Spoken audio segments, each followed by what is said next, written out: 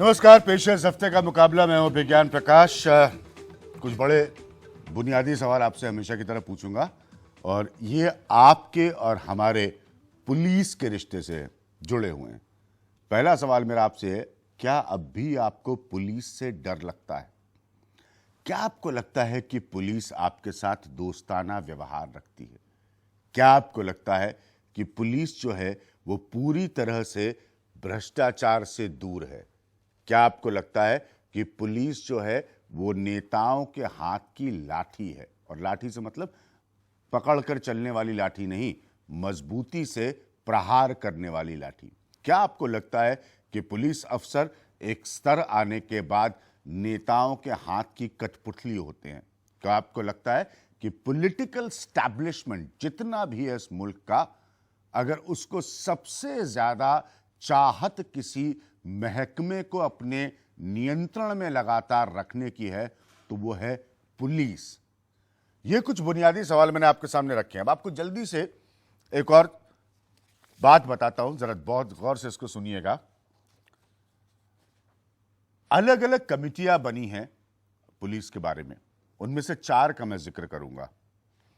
एक, पहली Kerala police reorganisation committee, यह बनी थी 1959 में। इसने क्या पाया? इसने पाया the greatest obstacle to efficient police administration flows from the domination of party politics under the state administration. अर्थात सबसे बड़ी रुकावट पुलिस के कामकाज में जो वहां की सियासी दखलंदाजी है वो होती है। दूसरा सुनिए, पंजाब पुलिस कमीशन 1961 टू 1962 में यह बना था। Member of political parties particularly of the ruling party whether in the legislature और outside interfere considerably in the working of police for unlawful ends. ये 1961-62 में पंजाब के बारे में कहा गया कि नेताओं के हिसाब से पुलिस गैर कानूनी मकसदों को हासिल करने के लिए काम करती है। जरा सुनिए। उसके बाद the Delhi police commission 1968 observed that political interference was a rich source of corruption। 1968 में दिल्ली पुलिस कमीशन कहता है कि भ्रष्टाचार का एक तगड़ा जरिया है पुलिस। ये दिल्ली पुलिस का कमीशन कह रहा है। द तमिलनाडु पुलिस कमीशन 1971 में stated that the problem of political interference had grown over the years in spite of most explicit public declarations made by the successive chief ministers। मुख्यमंत्रियों के कहने के बावजूद, यह तमिलनाडु का पुलिस कमीशन की कहानी 1971 की बता रहे हैं, बहुत ज्यादा सियासी दखलंदाजी, पॉलिटिकल इंटरफेरेंस बढ़ी है। अब आप समझ रहे हैं मैं क्यों इस बात को उठा रहा हूं, क्योंकि 2006 में सुप्रीम कोर्ट का प्रकाश सिंह के केस में जजमेंट आया, डायरेक्टिव्स आए पुलिस रिफॉर्म को लेकर, और इनको बहुत ऐतिहासिक माना जाता है। मैंने तमाम सालों में पता नहीं कितने कार्यक्रम इस पर किए। फिर राज्यों के कमीशन बने, उनका अपना आकलन बताता है कि वो सुप्रीम कोर्ट की स्पिरिट को उस तरह से नहीं अडॉप्ट कर पाए जिस तरह से होना चाहिए।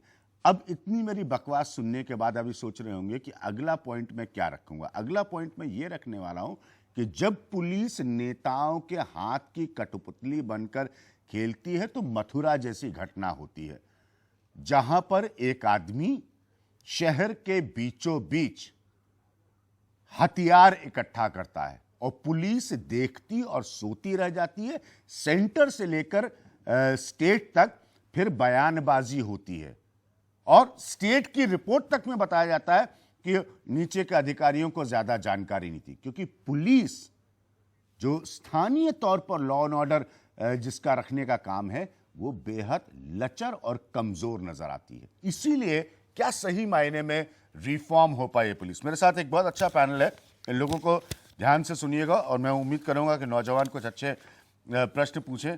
आलोक मेहता मेरे साथ मौजूद हैं।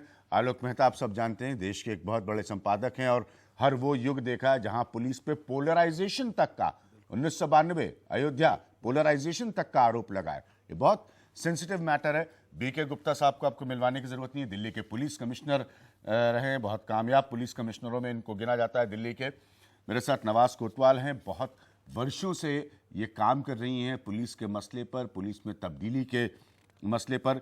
मेरे साथ प्रभात झा जी मौजूद हैं। प्रभात झा साहब आप सब जानते हैं सीनियर लीडर हैं भारतीय जनता पार्टी के, उसके मेंबर ऑफ पार्लियामेंट हैं राज्यसभा से। लखनऊ से मेरे साथ दो खास मेहमान जुड़ रहे हैं। अमिताभ ठाकुर जो कि सीनियर आईपीएस ऑफिसर हैं। अमिताभ ठाकुर अपने तरीके से पॉलिटिकल एस्टैब्लिशमेंट से एक बड़ी लड़ाई लड़ रहे हैं।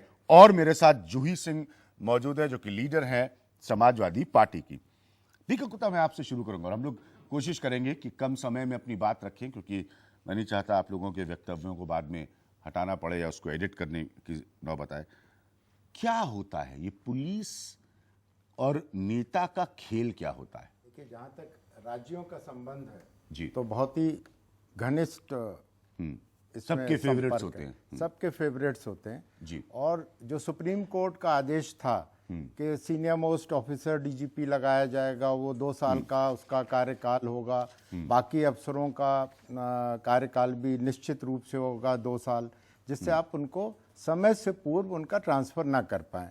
लेकिन इसको किसी ने भी स्पिरिट में फॉलो नहीं किया स्टेट्स में। अगर आप देख लीजिए, कलकत्ता पुलिस कमिश्नर 8 महीने में उनका तबादला हो जाता है। मुंबई पुलिस कमिश्नर, उनका भी मिस्टर अरूप पटनायक, उनको भी समय से पूर्व वहां से हटा दिया जाता है। और लेटेस्ट मान लीजिए राकेश मारिया जी थे, तो उनको भी अगर 20 दिन रह गया तो उनका रिटायरमेंट से पहले हो गया। और स्टेट्स में तो बहुत ही बदतर हालत है। अगर एक एक स्टेट्स में आप देखें तो डिस्ट्रिक्ट एसएसपीज का कहीं 6 महीने का कार्यकाल है, कहीं 4 महीने का है। तो हर नेता, जैसा कि आपने अपने प्रारंभिक उसमें कहा कि हर नेता चाहता है या हर पॉलिटिकल पार्टी चाहती है कि पुलिस उसके अधीन रहे। जैसा कि दिल्ली में आप देख रहे हैं कि सीएम दिल्ली भी चाहते हैं दिल्ली पुलिस उनके अधीन रहे, क्योंकि एक ये पावरफुल टूल है, इसके उसमें उनके अधीन रहती है, तो उसको अपने हिसाब से उसको इस्तेमाल कर सकते हैं। आलोक मेहता, ये सिस्टम क्या कभी बदलेगा? क्या नेता कभी एक पुलिस वाले को अपने हिसाब से काम करने की आज़ादी देंगे? देखिए विज्ञान जी, हम लोग तो बहुत उदारवाद की तरफ चले गए हैं। मोदी जी के लिए इतनी तालियां वहाँ बजी संयुक्त अमेरिकन कांग्रेस में, पार्लियामेंट में। और लेकिन यह है कि हम उनमें से कुछ भी, आप न्यूयॉर्क शहर या वाशिंगटन में नहीं कह, वहाँ क्राइम नहीं होता है, लेकिन हम उनसे इतना नहीं करते कि हम किस तरह से पुलिस को इंडिपेंडेंट होने दें। आपने मथुरा की बात कही, आप देखिए भिंडरा वाले के समय में भी क्या होता, हथियार पूरे गुरुद्वारे में भी जाते रहे, उसमें भी इस्टेब्लिशमेंट का यदि नहीं वो होता तो वो नहीं हो सकता था। और मतलब विद ऑल रिगार्ड्स रिपोर्ट्स लिखी मैंने, तब उन्होंने लिखी है कि यहाँ तक कि तत्कालीन गृह मंत्री या बाद में राष्ट्रपति में उनने भी प्रश्रय उनको दिया हुआ था। बाकायदा वो कोर्ट तक में मामले गए, कफेपोसा में मामले गए, उसके बाद भी ऐसा हुआ। सो उससे लेके आज तक जब अपराधियों को, बंदूकों को हमारे नेता देंगे तो उसके बाद अभी आशा की किरण एकदम दिखाई दे, चमत्कार हो। अच्छा, मैं ये जरूर कहूंगा कि सारे पुलिस लाई हैं, वो उनके भी हाथ बंधे, जिसको कहना चाहिए भाई आप जितनी देर नौकरी करते हैं तो आप किसी बॉस का मानेंगे, और उसकी जब बुरी चांदनी चौक में उसकी पोस्टिंग होना है कि उसकी पोस्टिंग ग्रेटर क्लास में होना है, यदि उसके भी रेट एक समय में रहते थे, मैं नहीं जानता, वैसे तो गुप्ता जी यहाँ हैं, तो मतलब पूरे देश में कल यही नहीं, मतलब मथुरा हो या वो 1959, 1962, 1968, 1971 इस तरह के पुलिस कमीशंस के उदाहरण दिए जानबूझकर, ताकि लोगों को पता चले ये 2016 के हिंदुस्तान की समस्या नहीं है। यह 1947 में देश आज़ाद हुआ था और पहले ब्रिटिश पुलिस होती थी, और 1959 में लोगों ने बताना शुरू कर दिया था कि ये पुलिस पॉलिटिकल एस्टैब्लिशमेंट से करप्ट हो रही है या उसमें इंटरफेरेंस हो रही है। इसलिए मुझे ऐसा लगता है कि इस पे जब तक कड़ाई से वो लोग अपने पर काबू नहीं करेंगे, पुलिस को जंगल बने, वो आप कहेंगे जंगली तो हम ही लोग हैं आप, क्योंकि हम लोग जंगली हैं, क्योंकि सारे यदि प्रदेश को आप या दिल्ली को जंगल राज, जैसे अरविंद केजरीवाल कहते हैं जंगल राज है, तो हम और आप तो फिर जंगली हुए ना, जंगल राज में रहने वाला तो जंगली होगा। तो वैसा होना भी एक पूरे भारत की छवि खराब करता है, पुलिस की छवि तो जो है। ठीक है, नमस्कार। कभी पुलिस का वाकई सही मायने में रिफॉर्म हो पाएगा? क्योंकि 2006 के जजमेंट के बाद अलग अलग राज्यों ने अपने अपने हिसाब से उसको बनाया, लेकिन उसका भी आकलन ये बताता है कि उससे स्थिति बेहतर नहीं हुई, कमजोर ज्यादा हो गई। जिस प्रकार की स्थिति हम अभी देख रहे हैं, और जैसे आपने 60s से लेकर रिपोर्ट सबसाइड किए हैं, अभी 2016 में भी शायद एक और रिपोर्ट निकल जाएगी जो मॉडल पुलिस एक्ट जो सोली सोराब जी कमेटी ने ड्राफ्ट किया था, उसको लेके एक दूसरी कमेटी बन गई कि वो मॉडल पुलिस एक्ट में क्या खामियां हैं उसको निकालो और फिर वो एक दूसरा मॉडल पुलिस एक्ट बना जाए। तो बेसिकली कमिटीज बनती रहेगी, रिकमेंडेशंस आते रहेंगे, रिपोर्ट्स आते रहेंगे, लेकिन मेरे ख्याल से सुधार जो होना है वो होने वाला नहीं है, क्योंकि सत्ता में बने रहने के लिए हर पार्टी को पुलिस की ज़रूरत है और वो कभी वो हथियार को, कभी वो टूल को छोड़ने वाली नहीं है। लेकिन I just won't blame the politicians alone, उसमें पुलिस की जिम्मेदारी भी उतनी ही है, क्योंकि उनकी परफॉर्मेंस, उनकी अकाउंटेबिलिटी, उनके स्टैंडर्ड्स, उनका कानून का पालन जो है वो सब कुछ अरे वो तो काफी सिनेमा बन इरोड जाता हो है। गया अगर कोई पुलिस वाला उसी सिस्टम में ईमानदार नजर आता है तो इतने साल हो गए उसके ऊपर सिनेमा बनता है। बिल्कुल। So बड़ा it is- बड़ा फिल्मी एंगल है एक ईमानदार पुलिस अफसर का। So Amitabh it's a- Thakur, आपने तो पॉलिटिकल बॉसेस को खुश नहीं रखा, बल्कि आपने उनसे अपने एक हिस्से की लड़ाई आप उनसे लड़ रहे हैं।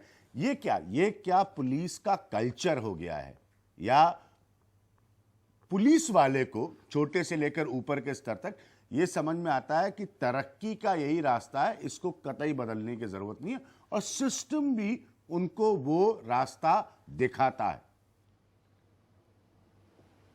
मेरा यह मानना है कि इसमें कोई संदेह नहीं।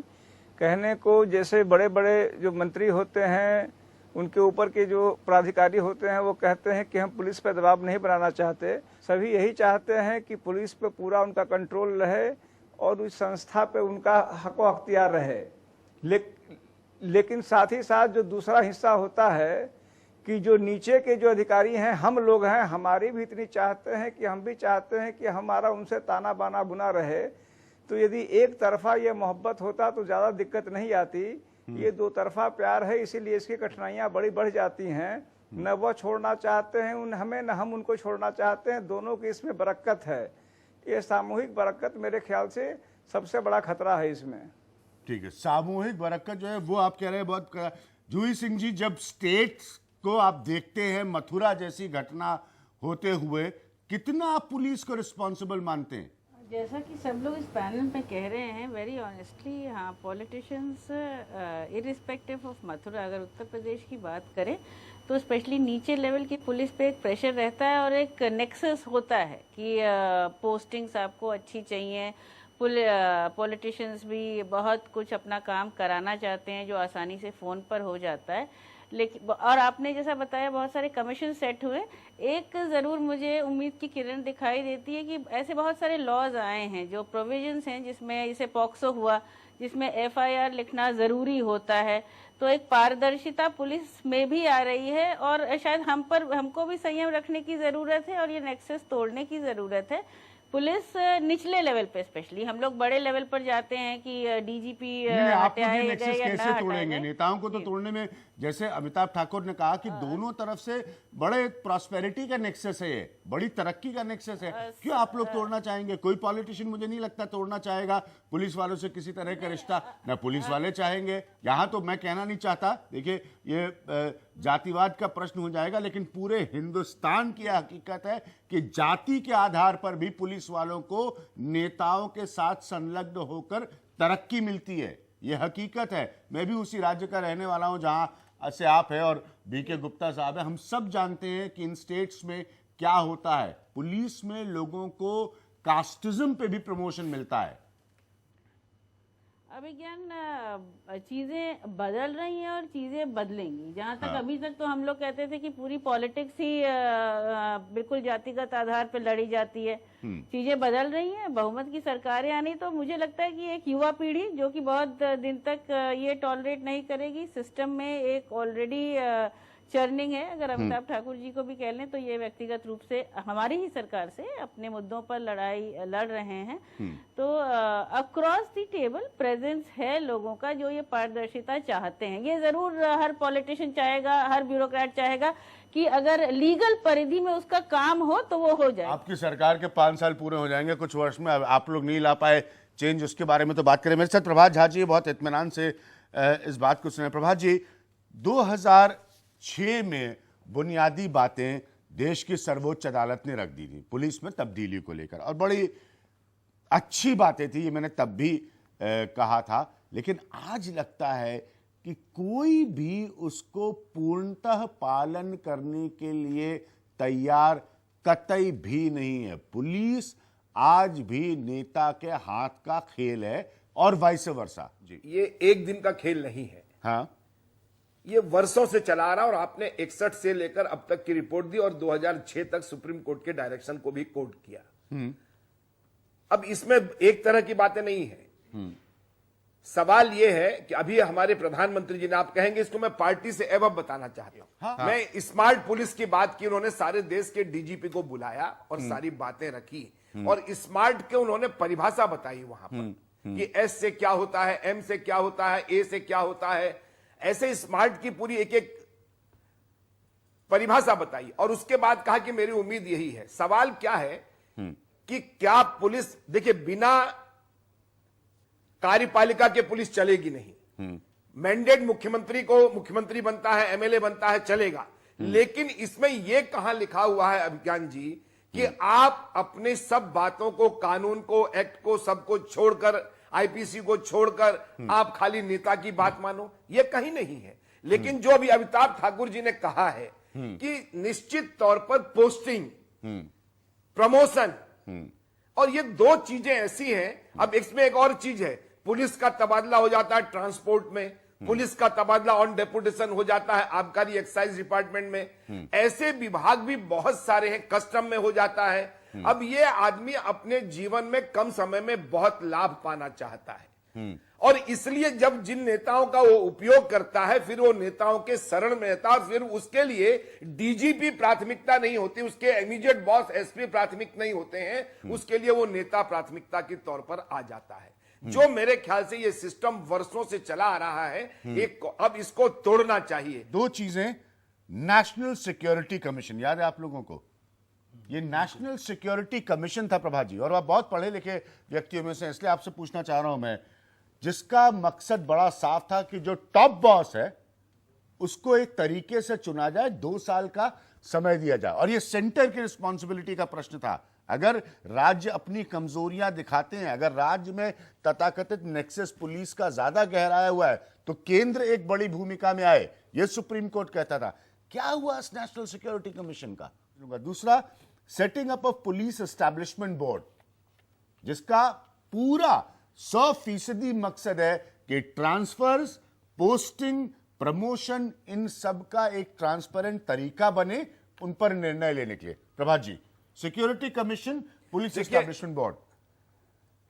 मैं, देखिए, नेशनल सिक्योरिटी कमीशन की बात आपने कही जी। मैं जिस स्टेट से आता हूं वहां के बारे में आप जानते हैं विज्ञान जी, वहां मुख्यमंत्री शिवराज सिंह चौहान है। मैं जिन स्टेटों में मेरी पार्टी की सरकार में, उन स्टेटों के बारे में एक्सेप्शन कोई घटना होगी मैं नहीं जानता, लेकिन जो नेशनल सिक्योरिटी कमीशन ने जो बात कही है, उन बातों, मेरे यहां डीजीपी रेगुलर उसमें आते हैं और 2 साल 3 साल जो उनका ड्यूरेशन होता है वहां तक रहते हैं वो। ये हम लोगों ने वहां पर बना के रखा है। जहां तक गुजरात की बात है, मुझे यहां तक जानकारी है गुजरात में भी ऐसा होता है, राजस्थान में। मैं एक्सेप्शन हो सकता है कहीं पर ऐसी इमीडिएट बात हो गई हो, हटाना पड़ गया हो, कोई ऐसी बात हो। देखिए, इसको फॉलो करने की ड्यूटी स्टेट गवर्नमेंट को, किसी भी पार्टी की सरकार हो। अब ये बातें आपके सामने तब आई, एक एसपी जब मारा गया, एक आईपीएस मारा गया, तब हम सब लोग अलर्ट हुए हैं। कारण क्या है? साथ में ये ये भी, रेगुलर साथ प्रोसेस में है ये और भी कि इसको कोई आदमी एक शहर में बैठकर पुलिस के असलहे इकट्ठा कर रहा है। साथ में ये भी, ये मत भूलिएगा प्रभात जी, ये तो और भी ज्यादा डेंजरस है। मतलब कल कोई आदमी अगर कोई आतंकवादी गतिविधि में पकड़ा गया होता तो हम लोग तो नेशनल सिक्योरिटी के एस्पेक्ट से शर्मसार हो चुके होते अब तक। हाँ प्रभात जी। नहीं, इसीलिए मैं कह रहा हूं अभिज्ञान जी, क्या उन लोगों को जानकारी नहीं थी? कल ही मैंने एक चैनल पर देखा कि वहां का एक स्पेशल ब्रांच का और जो एक इंफॉर्मेशन देता है गवर्नमेंट को, वो दोनों बता रहे थे कि हमने 90 से अधिक बार जानकारी यूपी गवर्नमेंट को दिया है और वो सारी चीजें पेपर्स दिए, इतने पेपर्स भेजे हैं। सवाल क्या है कि आपका जो जनादेश जिसको मिला है वो सरकार कैसे चलाना चाहता है? प्रभात जी, फिर भी मुझे नेशनल सिक्योरिटी कमीशन का जवाब नहीं मिल पाया। मुझे नेशनल सिक्योरिटी कमीशन का जवाब नहीं मिल पाया कि एक बड़े स्तर पर कम से कम एक ओपिनियन बने लोगों के बारे में कि कौन किसी राज्य में पुलिस का प्रमुख हो, कौन किसी और पुलिस। पुलिस का मतलब सिर्फ खाली राज्य की पुलिस नहीं होती, अलग अलग तौर तरीके हैं, सेक्शंस हैं पुलिस के। हाँ। और इसीलिए मैंने कहा कि प्रधानमंत्री जी चिंतित हैं, गृह मंत्री जी चिंतित हैं, और जो आपने बात बताई है उस तरफ विचार जा रहा है। नवाज जी, ये बहुत बेसिक पॉइंट था, ये बहुत बेसिक पॉइंट था कि आप एक नेशनल सिक्योरिटी कमीशन बनाइए, उसके तहत आप तय करिए कि भाई किसको, मान लीजिए बीके गुप्ता साहब ही हैं और ये अपने पद से अगर हट जाते तो इनके लिए क्या भूमिका हो सकती है जो सरकार इनको ऑफर करे। ये नहीं कि ये या कोई भी पूर्व पुलिस कमिश्नर या कोई लॉबी करके अपनी जगह हासिल करे। आज तक ये तो बनाया ही ना कांग्रेस ने, ना बनाया ना बीजेपी इसको बनाने की बात कर रही है।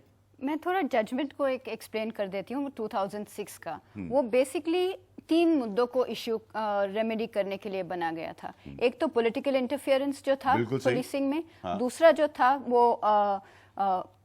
पुलिसिंग जो है वो पुलिस के हाथ में वापस दे दो। तो ट्रांसफर्स, पोस्टिंग्स, प्रमोशंस वो पुलिस को करने दो, ना कि वहां का कोई नेता करे। नेता को करने दो। और तीसरा जो बहुत ही इंपॉर्टेंट मुद्दा था, तीसरा बहुत ही इंपॉर्टेंट जो मुद्दा था वो अकाउंटेबिलिटी का था। क्योंकि अगर आप पॉलिटिकल इंटरफेरेंस हटा लो और अकाउंटेबिलिटी ना हो तो बहुत प्रॉब्लम हो सकता है। और केरला में वो एक एग्जाम्पल किया था जहां पे पॉलिटिकल एस्टैब्लिशमेंट ने वो एक ऑर्डर दिया था कि आज से पॉलिटिकल इंटरफेरेंस नहीं होगा। एंड वो समय जो था केरला पुलिस के इसमें सबसे ज्यादा ब्रूटल समय था। वह police were enforcing a lot of brutalities on the police.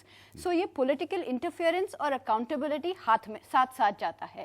तो अगर आप पुलिस को बिल्कुल unaccountable बना दो तो वो जनता के लिए ठीक नहीं होने वाला है। बिल्कुल जैसे नवाज ने सही बताया, जिन पर आधारित किया था सुप्रीम कोर्ट ने अपने जजमेंट को, ये स्पिरिट में नहीं फॉलो कर रहे हैं। आप बना दिया, अब जैसे एस्टैब्लिशमेंट बोर्ड है, एस्टैब्लिशमेंट बोर्ड का मैं आपको पढ़ के सुना दूं अंग्रेजी में और उसके बाद अनुवादित कर दूंगा। Setting up of a police establishment board to decide all transfer, postings, promotion and other service related matters of police officers below the rank of deputy superintendent of police and make recommendations on postings and transfers of officers above the rank of deputy superintendent of police. तो इतना clear था supreme court का कहना कि DSP के ऊपर और DSP से नीचे के स्तर पर यह एस्टैब्लिशमेंट बोर्ड अपने नजरिए से बगैर कोई दबाव के किसी को उसकी पोस्टिंग दे, ताकि कहीं पर भी कोई मैनिपुलेशन का स्कोप नहीं रहे।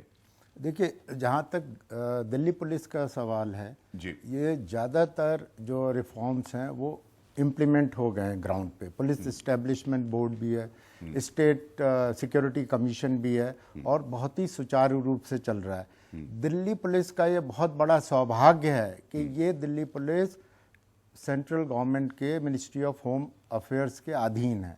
मैं अपने 37 साल का और दिल्ली पुलिस में ज़्यादातर मैंने नौकरी की है, मैं पूरे कॉन्फिडेंस के साथ कह सकता हूँ दिल्ली में पॉलिटिकल इंटरफेरेंस बहुत कम है और पोस्टिंग ट्रांसफ़र में तो बिल्कुल ना के बराबर है। अगर कोई पॉलिटिकल डेमोन्स्ट्रेशन या कुछ ऐसा हो रहा है तो उसमें इंटरफेरेंस हो सकता है, लेकिन दिल्ली का चीफ मिनिस्टर जो भी रहा हो, कभी उन्होंने दिल्ली पुलिस के कार्य क्षेत्र में हस्तक्षेप नहीं किया, इंटरफेरेंस नहीं किया। बट स्टेट्स की तस्वीर बहुत अलग है। दिल्ली को हम नहीं करेंगे उसका कंपैरिजन। स्टेट में ज़्यादातर जैसा इन्होंने बताया, जैसे नवाज ने कहा ना कि आपने, मैं तो मान ही रहा हूँ, ये तो हमारे पास भी रिसर्च है कि लेकिन इम्प्लीमेंट किया, लेकिन मैं दो जो आलोक मेहता मुस्कुरा रहे हैं क्योंकि ये बात मेरी समझ रहे हैं। आपने मान तो लिया फिर, लेकिन उसमें थोड़ा सा एडजस्टमेंट आपने कर दिए। सुप्रीम कोर्ट का सबसे बड़ा जो डायरेक्शन था, स्टेबिलिटी ऑफ टेन्योर। हाँ, सबसे बड़ा। कि आप किसी को कहें कि आपने हमारी बात नहीं सुनी तो आपको हम 6 महीने अपने पद से हटा देंगे। बिल्कुल सही बात। फियर ऑफ रिमूवल होता है पोस्टिंग से, सुप्रीम कोर्ट ने कहा आप एसएचओ एंड अबव सबको 2 साल का टेन्योर दीजिए, right up to the police chief. और वो 2 साल में अगर कोई उसके मिसकंडक्ट पाया जाए, कोई उसके खिलाफ सीरियस डिसिप्लिनरी एक्शन का कोई पेंडिंग हो, तब आप उसको हटा सकते हैं। आपको लगता है अमिताभ ठाकुर की सबसे बड़ी दिक्कत यही है? क्योंकि आज भी इस भय से, और ये भय गलत नहीं है, इस भय से कि आपके नौकरी, या जैसे वो हम लोग सब हिंदी सिनेमा देखकर बड़े हुए ना, तो दिखाता साहब वो नेता एक आता है सिनेमा के फ्रेम में और बोलता है कि तुमने अगर मेरे लड़के को जेल से नहीं छोड़ा तो मैं कल तुम्हारा ट्रांसफर ऑर्डर भिजवा दूंगा। तो ये धारणा बनी है, ये आज तक नहीं बदल पाया। आज भी पुलिस वाला डिपेंडेंट है इस बात के लिए कि उसकी कुर्सी कब नेता छीन ले। इस मामले में जो लॉज हैं वो अलग हैं, उसका जो व्यवहारिक पालन हो रहा है वो अलग है। आईपीएस अफसरों के बारे में आईपीएस कैडर रूल्स हैं, आईपीएस पे रूल्स हैं, इनमें तमाम तब्दीलियां हैं। जैसा आपने कहा सुप्रीम कोर्ट ऑर्डर के बाद तमाम तब्दीलियां हुई, 2 वर्ष का न्यूनतम कार्यकाल है, सभी चीजें अपनी जगह हैं। दिक्कत यह आ जा रही है जब मुख्य सचिव, डीजीपी, प्रमुख सचिव गृह जैसे अधिकारी जब अंगूठा छाप हो जा रहे हैं, वैसे तो वो सब लिख पढ़ लेते हैं, लेकिन ट्रांसफर के समय सिर्फ अंगूठा लगाते हैं। जब ऊपर से आदेश आता है अंगूठा लगाते हैं, तो कथनी करनी, कागज और हकीकत का जो अंतर है उसको भरना है। अमिताभ आप भी यहां पर हैं, बीके गुप्ता साहब भी यहां पर हैं कि जब आपको कानून आपके सामने है कि भाई आप 2 साल का उसको टेन्योर दीजिए, तो फिर किन चीजों का, किन कानून में पेचीदियों का लाभ उठाया जाता है 2 साल से पहले हटाने के लिए? देखिए उसमें होता यह है कि जो अफसर है जो अफेक्टेड हो रहा है, हाँ। अक्सर वह विरोध नहीं करते, क्योंकि ट्रांसफर के लिए नियम है कि उसमें स्पष्ट बताया जाएगा कि आपको फला कारण से हटाया जा रहा है। अफसर जानता है कि कारण नहीं लिखा हुआ, मात्र जनहित लिख दिया गया है। जनहित अपने आप में पर्याप्त नहीं।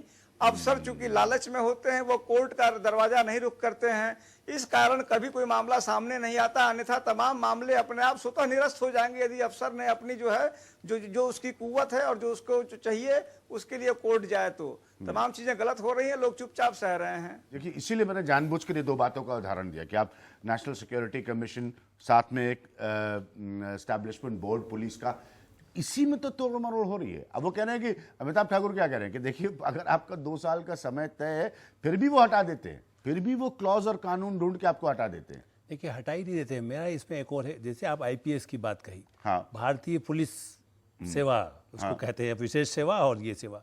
लेकिन आप देखिए कि केंद्र, चूंकि मैं फिर भी मथुरा का एक लाइन जोड़ूंगा, प्रभात जी यहाँ पर हैं, सिंहस्थ कुंभ मेला होता है तो केंद्र उनमें इतना अच्छा तालमेल हो कि वहाँ बहुत अच्छी बात है कि कुछ दुर्घटना नहीं हुई, हाँ। अभी जो हुआ, लेकिन उसके लिए यदि केंद्र तालमेल कर सकता है, तब ऐसे मामलों में जहाँ पर अपराधी बन रहे हैं, बढ़ रहे हैं, उस मामले में तालमेल नहीं होता। आप ये बताइए ना, मथुरा में 2 साल से, जैसा ठीक कह रहे हैं प्रभात जी, और आपने भी उसका जिक्र किया, लेकिन क्या केंद्र सरकार की नाक के नीचे मथुरा नहीं है? आप यहाँ से चलें तो आधे घंटे 1.5 घंटे में आजकल तो एक्सप्रेस वे से पहुँच जाते हैं। तो क्या केंद्र सरकार को उसकी कोई सुगंध नहीं आ रही थी? और जब मंच पर बैठ करके एक दूसरे के साथ ताली बजा के गले मिलते हैं, तो आप ये नहीं कह सकते कि भाई यहाँ पर क्या हो रहा है, जो भी सरकार में वहाँ पर हैं। तो न उनमें ध्यान दिया जाता है, न पर्सनल। आप देखिए ऐसे ऐसे प्रधानमंत्री भी रहे हैं जो पूछते हैं कि वहाँ हमारे इलाके में पोस्टिंग, मतलब देवेगौड़ा जी मुख्यमंत्री से बने थे, आप उनके कोई भी उस समय के लोग जानते हैं कि वो कहते थे कि अच्छा कहाँ, किसी रात को 12:30 बजे भी लोग तक था, अभी भी चीफ मिनिस्टर वही हैं। मैं नहीं जानता कि इस सरकार में ऐसा है कि नहीं, गुजरात में किसकी पोस्टिंग कहाँ हो रही है, बट कम से कम ऐसे लोगों के बारे में पहले से मालूम था। तो प्रॉब्लम यह है कि सेंटर के लोग उन समस्याओं में समाधान के बजाय उनका इंटरेस्ट होता है कि वहां पर सारे नेताओं का है, सारे नेताओं को पुलिस वाले की पोजीशंस पे अपने ही चाहिए, और ये बात कोई बदलने को तैयार नहीं है। और जो यहाँ से जाता है, जो पुलिस प्रशासन का जो व्यक्ति गया, जो सीनियर भी बना, क्या यहाँ से गृह मंत्रालय उसको उठा करके नहीं कह सकता कि आप ये गलत काम मत करिए? आलोक जी के पॉइंट तो मैं ले रहा हूँ, छोटा सा ब्रेक। देखिए हम जब रिफॉर्म की बात करते हैं, पहले एक और बात आप समझ लीजिए कि कार्यक्रम का कोई मकसद सिर्फ पुलिस और पुलिस की नाकामी और उसकी आलोचना नहीं करना है। रिफॉर्म का मतलब ये भी था कि पुलिस वालों के अपने जीवन की बेहतरी, जो पॉइंट बीके गुप्ता ने उठाया। इसका दूसरा खाली ये है कि साहब वर्दीधारी है तो बेईमान होगा, चोर होगा, नहीं। इस मुल्क में बेहतरीन पुलिस वालों के रिकॉर्ड्स भी हैं, तो इसको मत नजरअंदाज करिए।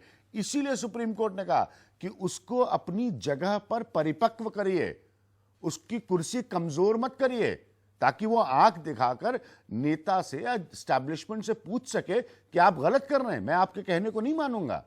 तो रिफॉर्म्स का दोनों एस्पेक्ट से मतलब था। रिफॉर्म्स का खाली ये मतलब नहीं था कि पुलिस बहुत खराब है, पुलिस को काम नहीं आता, नहीं, पुलिस अपना काम कर सकती, उसको वो मजबूती देने की जरूरत है। हम वापस आएंगे एक छोटे से ब्रेक के बाद।